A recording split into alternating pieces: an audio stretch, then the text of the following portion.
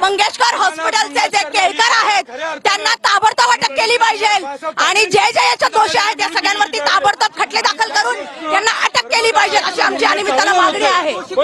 अजून गुन्हा दाखल नाही अजून या प्रकरणात नाही, या प्रकरणामध्ये गुन्हा दाखल झालेला नाहीये। आमचं प्रशासनाला एकच म्हणणं आहे की गुन्हा दाखल करावा आणि जे धर्मदायुक्त कार्यालयाने त्यांना परवानगी दिलेली आहे समिती नेमण्यात आलेली आहे। समिती नेमली पण गुन्हा दाखल समिती नेमली समिती कोण आहे हे यांनी सांगावं। समितीत कोण कोण आहे या समितीमध्ये कोणाकुणाला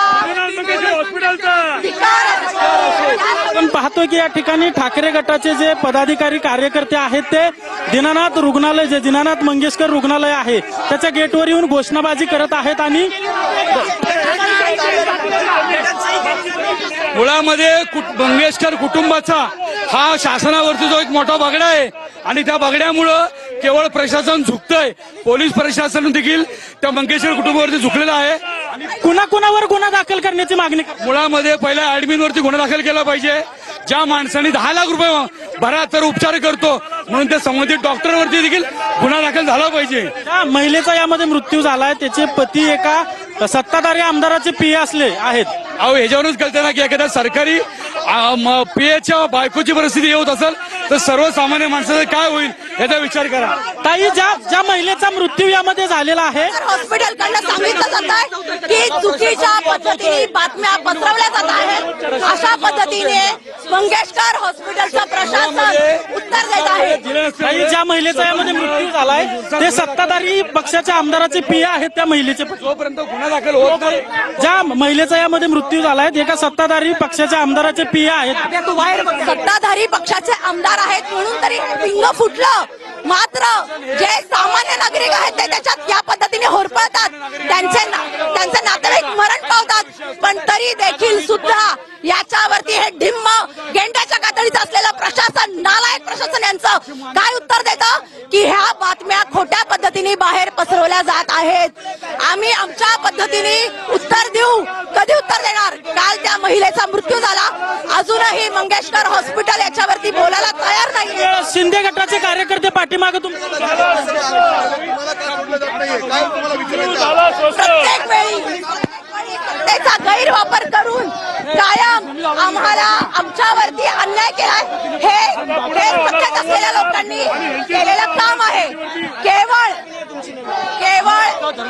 उद्धव बाळासाहेब ठाकरे यांची शिवसेना इथे आल्यामुळे आम्हाला त्यांनी बाहेरचा रस्ता दाखवला, गेटवरच आम्हाला अडवलं, धक्का। शिंदे गटाचे पदाधिकारी भेटलेत ना तुमच्या पाठीमागे? शिंदे गट भेटले की सत्तेच्या बाहेर असल्यामुळे आम्ही न्याय मागायला सुद्धा जाऊ शकत नाही। शोकांती काय केवळ सत्तेच्या लोकांना सोडलं जातं, हा दुसरा भाव का केला जातो? समिती नेमली आहे, तपास करते, तपास झाल्यानंतर गुन्हा दाखल करणार असं प्रशासनाकडून सांगण्यात येतं असं म्हणणं आहे त्यांचं। काही वेळा हवाय, अहो काल एका निष्पाप महिलेचा जीव गेला आणि त्याच्यावर तुमच्याकडे उत्तर नाही। तुम्ही चुकला आहात म्हणून तुमच्याकडे उत्तर नाहीये। तुम्ही हा वेळ कशासाठी मागताय? का तर तुम्हाला बाकीचे पुरावे नष्ट करता येतील म्हणून तुम्हाला हा वेळ हवाय। आजच सकाळी त्यांच्या हॉस्पिटलकडचे एक प्रशासकीय त्यांच्या ऍडमिन मधले एक जबाबदार अधिकाऱ्याने उत्तर दिलं की ह्या सगळ्या खोट्या बातम्या चालवल्या जातात, आमच्या हॉस्पिटलची बदनामी केली जाते आहे, आम्ही जे काय खरं आहे ते समोर। या माध्यमातून आता शिंदे गटाचे आणि ठाकरे गटाचे कार्यकर्ते आमने सामने येण्याची शक्यता आहे। त्यांच्यावर उपचार चालू आहेत, आतमध्ये काही अनुचित प्रकार घडू शकतात, त्यामुळे पोलीस बंदोबस्त चालू आहे, त्यांचं असं म्हणणं आहे। आम्ही काही तिथे तोडफोड करायला जात नव्हतो, आम्ही काही कुणाच्या अंगावर जाणार नव्हतो। आपण पाहतोय की या ठिकाणी समोरच्या बाजूला ठाकरे गटाचे कार्यकर्ते आहेत तर पाठीमागच्या बाजूला शिंदे गटाच्या महिला कार्यकर्ता आहेत। त्यांनी आता सध्या दीनानाथ मंगेशकर रुग्णालयाचं जे प्रशासन आहे त्या प्रशासनाची भेट घेतलेली आहे, मात्र ठाकरे गटाच्या कार्यकर्त्यांना भेट नाकारलेली आहे।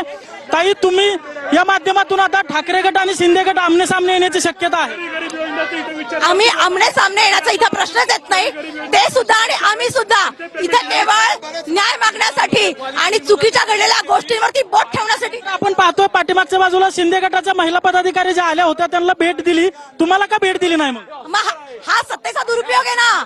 फक्त उद्धव बाळासाहेब ठाकरे यांची सेना आहे म्हणून त्यांना गेटवरती अडवायचं, त्यांना पुढे जाऊन द्यायचं नाही, त्यांचं मत मांडून द्यायचं नाही, ही कुठली मुजोरशाही आहे? आणि हीच मुजोरशाही हे प्रशासनावर सत्तेचा गैरवापराचा आरोप लावतायत। तुमच्या शिवसेनेवर सत्तेचा गैरवापर करताय असा आरोप लावतो. आपण पाहतोय की पाठीमागे शिंदे गटाचे महिला पदाधिकारी तिथं प्रश्न विचार त्यांनी आम्हाला इथं मीडिया समोर उत्तर द्यायला पाहिजे ज्या आमच्या प्रश्नांची. तुम्हाला पोलिसांकडून असं सांगण्यात आलं का हॉस्पिटलचे डीन बाहेर येतील? हो, ते हॉस्पिटलचे जे कोण आहे आता बघतायत केळकर वगैरे कोण त्यांनी आज स्टेटमेंट दिले की आज दीनानाथ मंगेशकरचा चुकीचा पसरवलं जाते, अफवा पसरवलं जाते, त्यांना बाहेर घेऊन त्यांच्यासोबत आम्हाला मीडिया समोर चर्चा करायची. आता